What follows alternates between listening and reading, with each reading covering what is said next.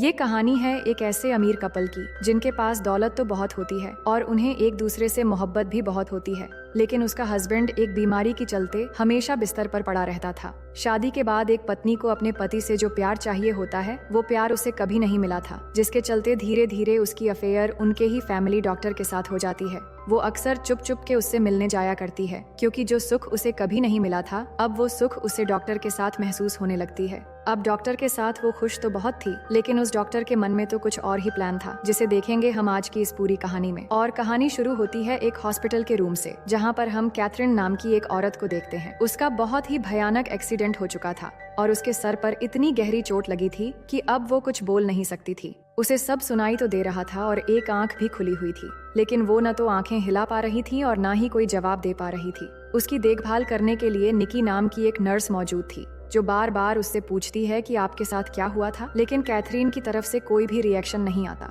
वहीं बाहर waiting area में कैथरीन की डॉटर इन लॉ बैठी हुई थी, जिसका नाम लीना है। जब निकी बाहर आती है तो लीना से कहती है कि आपकी मदर इन लॉ की हालत बहुत नाजुक है, वो कुछ भी बोलने या बताने की हालत में नहीं है। शायद वो सब कुछ समझ पा रही हैं, लेकिन बॉडी का कोई पार्ट हिला नहीं पा रही है और डॉक्टर ने कहा है कि उन्हें लॉक्ड इन सिंड्रोम हो गया है।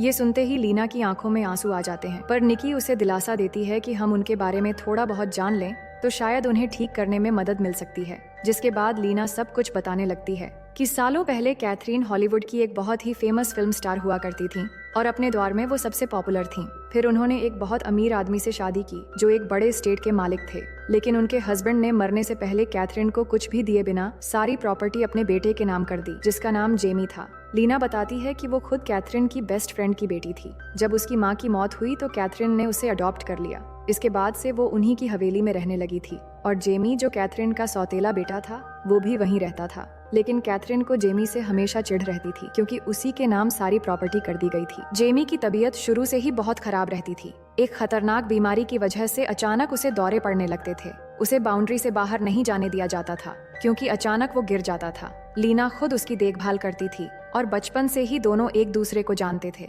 धीरे धीरे वो एक दूसरे से प्यार करने लगे और लीना ने वादा किया था कि वो उसे कभी भी अकेला नहीं छोड़ेगी। इसके बाद कहानी प्रेजेंट में आती है, जहां कैथरीन की हालत अभी भी एक जिंदा लाश की तरह थी, जो देखकर लीना बुरी तरह टूट जाती है। फिर निकी उसे बताती है कि अब तक उनकी कंडीशन में कोई इम्प्रूवमेंट नहीं आया है, लेकिन अंदर से वो ठीक वैसे ही हैं जैसी वो पहले थीं। इसके बाद वो लीना से पूछती है कि अगर कैथरीन ने तुम्हें अडॉप्ट किया था तो फिर ऐसा कैसे हो गया कि तुम उनकी ही बहू बन गई। तो लीना बताने लगती है और कहानी के पास्ट में हमें दिखाया जाता है कि लीना और जेमी बड़े हो चुके थे और आज उनकी शादी का दिन था। हवेली में बहुत सारे मेहमान मौजूद थे, लेकिन कैथरीन इससे और ज्यादा चिढ़ने लगती है।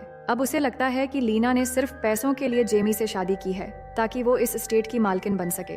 वो पार्टी में आए लोगों के सामने इस बात को लेकर चिढ़ाती भी है कि लीना, जिसको उसने बेसहारा देखकर अडॉप्ट किया था, आज उसी अच्छाई के टुकड़ों पर पलने वाली लड़की इस स्टेट की मालकिन बनने जा रही है। ये सुनकर लीना को बहुत दुख होता है, पर वो कुछ भी जवाब नहीं देती। इसके बाद पार्टी शुरू होती है और सिचुएशन थोड़ा नॉर्मल होने लगती है, लेकिन अचानक जेमी को दौरे पड़ने लगते हैं, जिससे पार्टी रुक जाती है और उसे जल्दी से कमरे में ले जाया जाता है। उनका फैमिली डॉक्टर, जिसका नाम लॉरेंस है, वो काफी समय से जेमी की देखभाल करता था। वो जेमी को ज्यादा पेन किलर न लेने की सलाह देता है, क्योंकि इससे तबीयत और बिगड़ सकती है। इसके बाद जेमी को आराम करने के लिए कहकर डॉक्टर लीना से कहता है, किसी भी चीज की जरूरत पड़े तो मुझे फोन कर लेना। इसके बाद वो चला जाता है।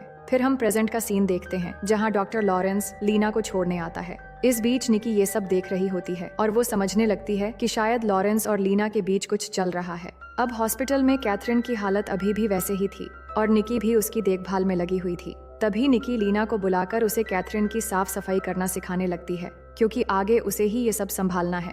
लेकिन लीना ये देखकर रोने लगती है, क्योंकि उसने अपनी पूरी जिंदगी सिर्फ दूसरों की देखभाल में ही गुजार दी। वो याद करती है कि जेमी को जब जब दौरे पड़ते थे वो उसके पास दौड़ी चली जाती थी। वो निकी को बताती है कि उसने जेमी के लिए एक बेल भी रख दी थी, ताकि जब भी जरूरत हो तो जेमी उसे जल्दी बुला सके। इतने सालों के बाद अब उन दोनों की शादी भी हो चुकी थी, लेकिन शादी के बाद एक पत्नी को अपने पति से जो प्यार, जो सुख चाहिए होता है, वो जेमी उसे कभी भी नहीं दे पाता था।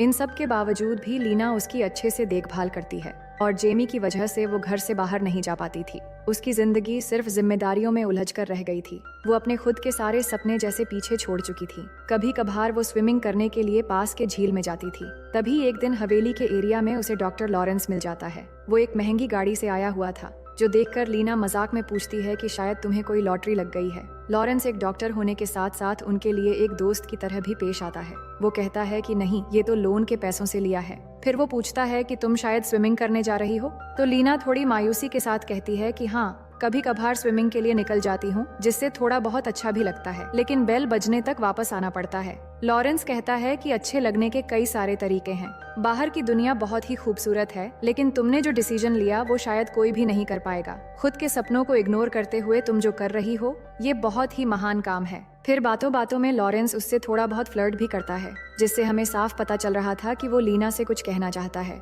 लेकिन तभी लीना स्विमिंग करने चली जाती है और अपनी तन्हाई को थोड़ा कम करने की कोशिश करती है।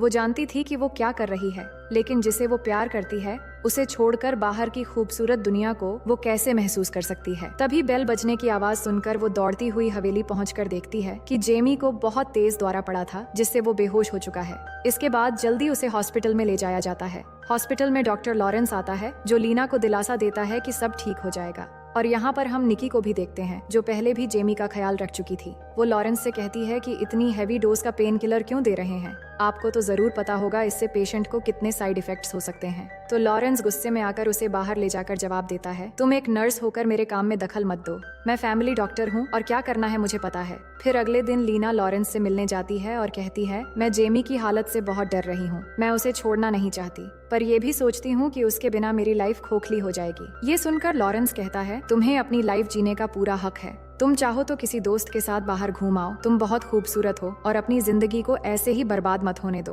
और बातों बातों में डॉक्टर लीना को इनडायरेक्टली प्रपोज भी कर देता है। उसकी बातें सुनकर लीना के चेहरे पर मुस्कान आ जाती है और यहीं से उनके बीच एक कनेक्शन बनने लगता है। फिर उसी रात लीना एक सपना देखती है कि वो स्विमिंग कर रही है और लॉरेंस उसके बहुत करीब होकर उसे प्यार कर रहा है। तभी उसकी आंखें खुल जाती हैं, तो वो उठकर डायरी में कुछ लिखने लगती है, जिसमें वो अक्सर अपने मन की बातें लिखा करती थी। अगले दिन सुबह स्विमिंग करके वापस आते समय अचानक उसके पैर में चोट लग जाती है। इस बीच लॉरेंस भी गाड़ी लेकर वहां आता है और लीना की हालत देखकर उसे गाड़ी में बैठाने लगता है। लेकिन कुछ ही दूर से कैथरीन ये सब देख रही होती है और उसे शक हो जाता है कि इन दोनों के बीच जरूर कुछ चक्कर चल रहा है।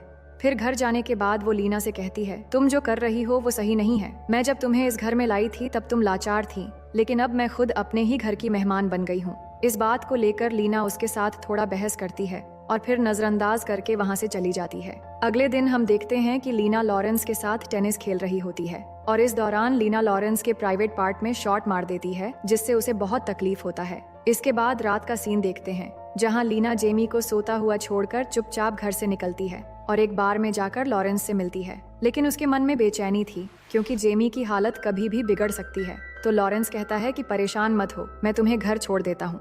अब बारिश भी हो रही थी और गाड़ी से दोनों हवेली की ओर जा रहे थे। तभी अचानक बीच रास्ते में लीना गाड़ी रुकवाती है और गाड़ी से बाहर निकल जाती है। लॉरेंस लीना के मन की बेचैनी समझ रहा था और लीना भी यही चाहती थी कि उसे कोई प्यार करे और उसकी सारी ख्वाहिशें पूरी करे। तभी डॉक्टर लॉरेंस उसके बहुत करीब आ जाता है, जिससे लीना की धड़कनें तेज होने लगती हैं और फिर दोनों किस करने लगते हैं। लीना जानती थी कि वो गलत कर रही है, लेकिन जो सुख जेमी ने उसे कभी नहीं दे पाया था, वो सुख उसे आज पहली बार महसूस होती है।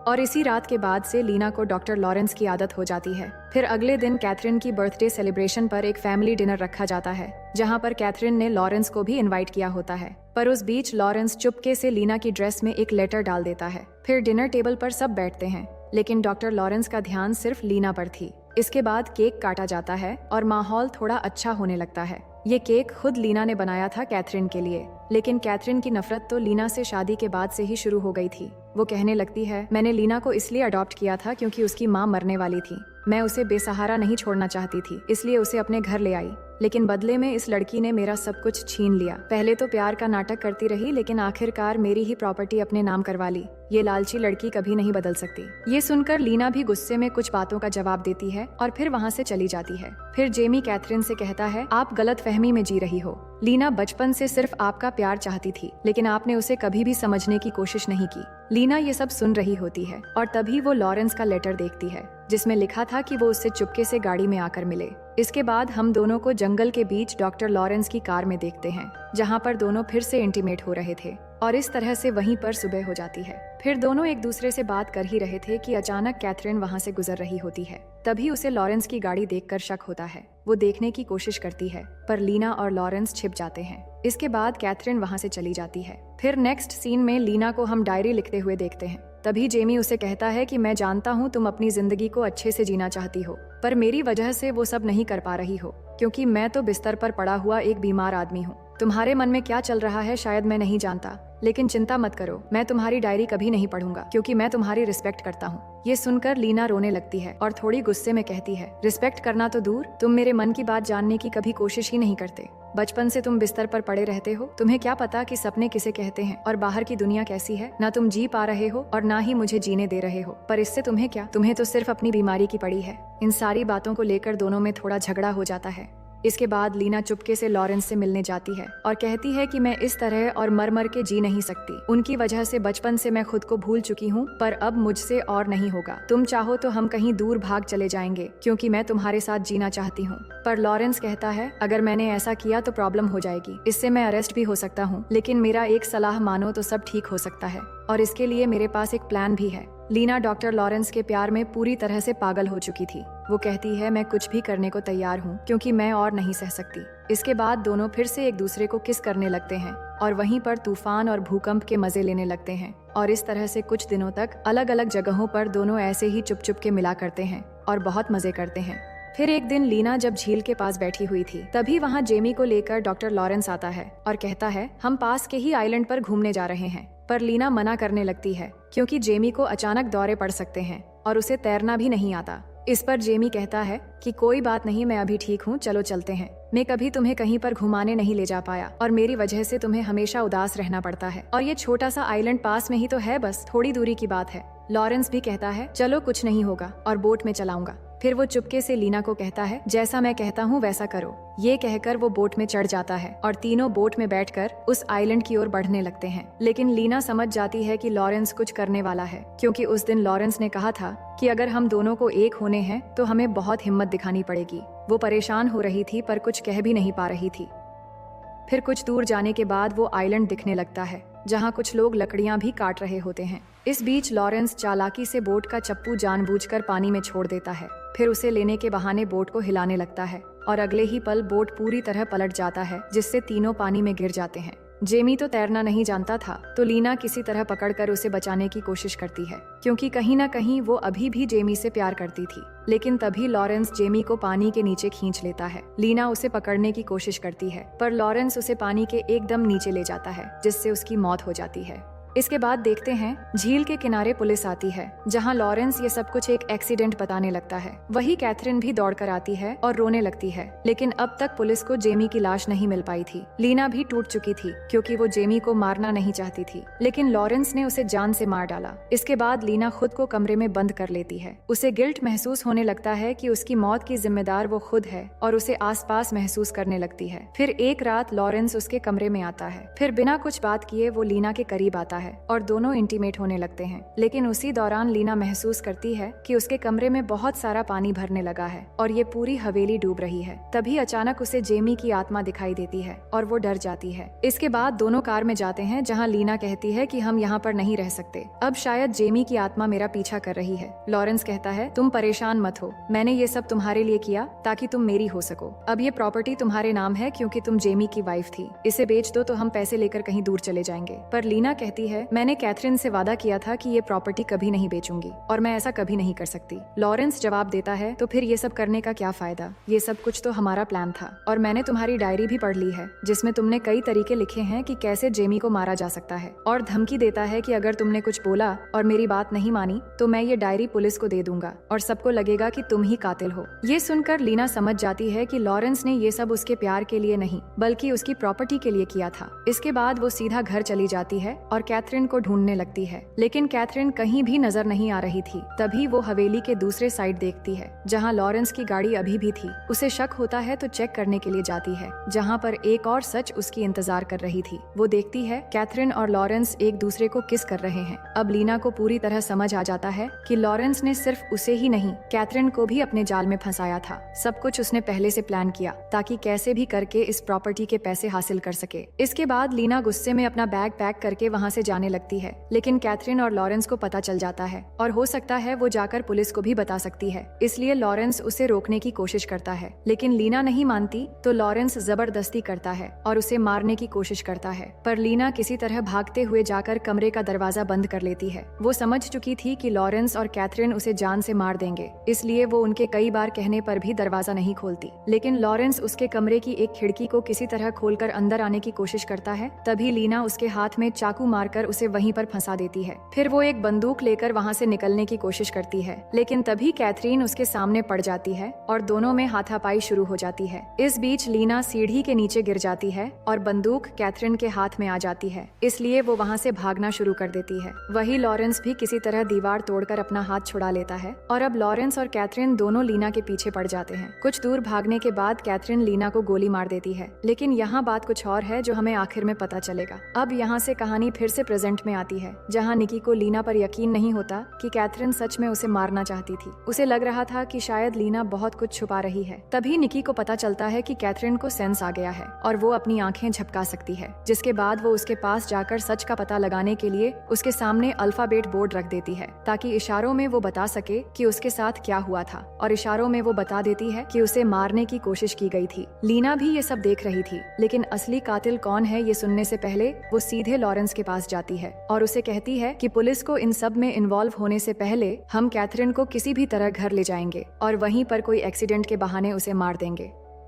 वही निकी पुलिस को कॉल कर देती है, लेकिन तब तक लीना और लॉरेंस कैथरीन को किसी तरह हॉस्पिटल से निकालकर घर में ले आते हैं। यहाँ अब लॉरेंस एक इंजेक्शन डोज तैयार करता है, जिससे कैथरीन मर जाएगी और पुलिस जांच में भी ये साबित नहीं होगी। लेकिन तभी लीना को निकी का मैसेज मिलता है, जिसमें लिखा होता है कि कैथरीन उसे मारना नहीं चाहती थी, बल्कि आखिरी वक्त में उसे अपनी गलती का एहसास हो गया था और वो लीना को बचाना चाहती थी। उसने जब गोली मारी थी तो वो लीना पर नहीं बल्कि लॉरेंस को रोकना चाहती थी। तभी घोड़े से गिरने की वजह से वो जख्मी हो गई। फिर लीना को जाने देने के लिए उसने लॉरेंस को समझाने की कोशिश भी की और उसे ये भी बताया कि अगर तुमने लीना को कुछ किया तो मैं पुलिस को सब कुछ बता दूंगी। ये सुनकर लॉरेंस के पास अब इन दोनों को मारने के अलावा कोई ऑप्शन नहीं था, इसलिए उसने अपनी गाड़ी तेजी से ले जाकर कैथरीन को धक्का मार दिया, जिससे उसकी ऐसी हालत हो गई। इसके बाद वो लीना को भी मारने वाला था, लेकिन लीना को ये सच अब भी पता चला है। उसे बहुत गुस्सा आता है क्योंकि लॉरेंस प्रॉपर्टी के लालच में डबल गेम खेल रहा था। वही लॉरेंस इस दौरान इंजेक्शन तैयार कर लेता है, पर लीना चुपके से एक चाकू उठा लेती है और जैसे ही लॉरेंस इंजेक्शन लगाने वाला होता है तभी मौका देखकर वो उसके सीने में चाकू मार देती है, जिससे वहीं पर उसकी मौत हो जाती है। इसके बाद देखते हैं कि निकी पुलिस लेकर वहां पहुंच जाती है और लॉरेंस की लाश को इन्वेस्टिगेशन के लिए ले जाया जाता है। लेकिन अब लीना और निकी डर रही थी कि पुलिस को क्या जवाब देना है और इसी सस्पेंस के साथ ये कहानी यहीं पर खत्म हो जाती है। तो दोस्तों, मैं उम्मीद करती हूँ कि ये कहानी आपको बेहद पसंद आई होगी और अगर आप हमारे चैनल में पहली बार आए हैं तो वीडियो को लाइक करके चैनल को सब्सक्राइब कर लीजिए।